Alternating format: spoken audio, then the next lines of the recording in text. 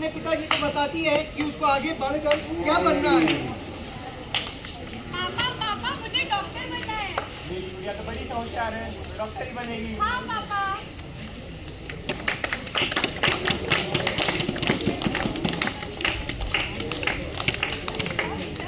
मैं तो बहुत खुश हूँ कि तू डॉक्टर बनना चाहती है, पर ये जरूर याद रखना कि पैसे कमाने से ज्यादा तुझे लोगों की सेवा करनी है।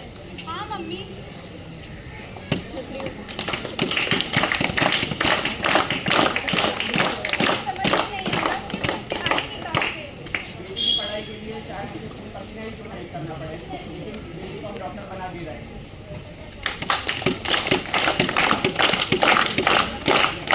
बड़ी मेहनत करने के बाद 2 साल खून पसीना एक करने के बाद बिटिया अपनी मेहनत पे एक सरकारी अस्पताल में दाखिला लेती है।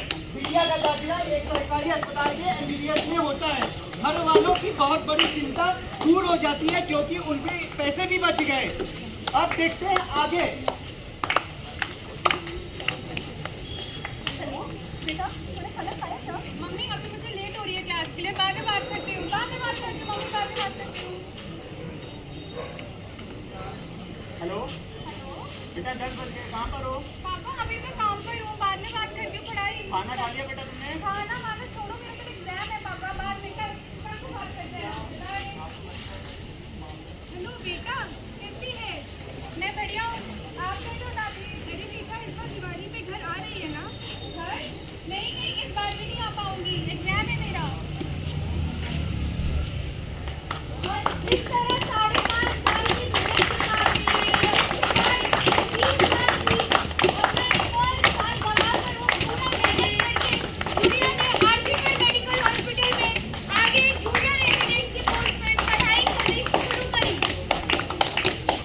अस्पताल में दाखिला लेने के बाद देखते हैं एक जूनियर रेजिडेंट की जिंदगी किस तरह से होती है। हेलो बेटा, हाँ पापा। कहाँ पर हो? पापा अभी तो काम पर हूँ। 12 बज गए बेटा, अभी तक हॉस्टल नहीं पहुँचे? आज मेरी 36 घंटे की ड्यूटी है पापा, आज मैं जल्दी आऊंगी, कल रात को आऊंगी वापस। हॉस्टल में रुकोगे? हॉस्टल में नहीं पापा, यहाँ काम पे रुकूंगी, मरीज है जो मुझे देखने हैं कल। चलिए पापा, मैं खाना खाती हूँ, उसके बाद में बात करूँगी। चलो बिटिया, हॉस्टल में कम से कम, हॉस्पिटल में कम से कम सेफ तो रहेगी।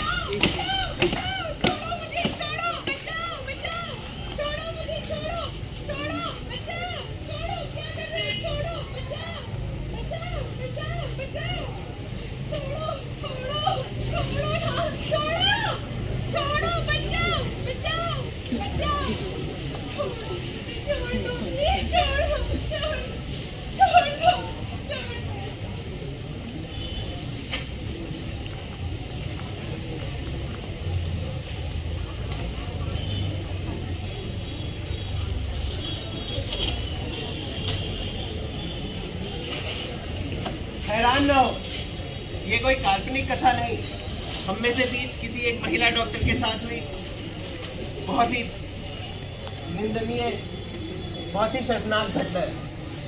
9 अगस्त सुबह 3 से 6 बजे के बीच में आरजीकर मेडिकल कॉलेज कोलकाता में हुई एक दिल जलाने वाली वारदात।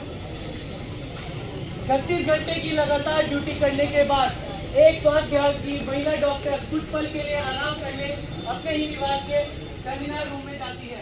अगले ही दिन अर्धनग्न अवस्था में मृत पाई गई।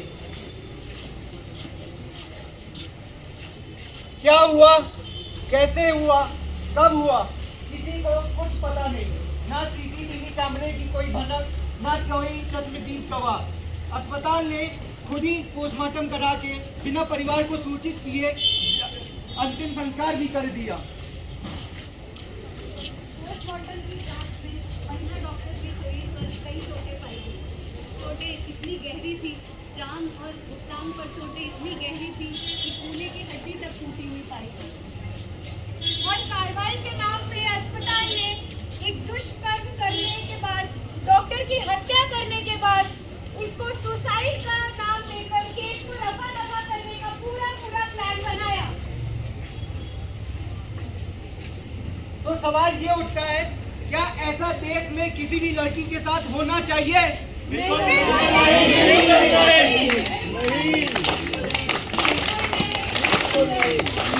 क्या इस पे किसी भी तरह की राजनीति होनी चाहिए?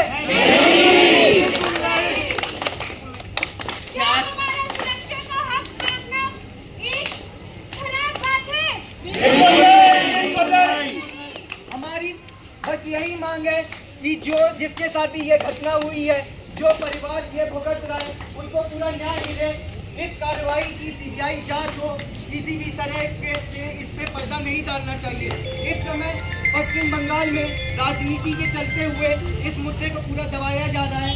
जैसे चोटें मिली हैं तो इससे साफ पता चलता है कि इस दुष्व्यवहार में कम से कम 4 से 5 लोग होंगे, लेकिन किसी एक को पकड़ के उन्होंने पूरा मुद्दा दबाने की कोशिश करी है। हम इस चीज को बिल्कुल स्वीकार नहीं करते हैं, हम इसके खिलाफ आवाज उठाते हैं। आप बताइए, इस बात पे क्या हमें चुप रहना चाहिए?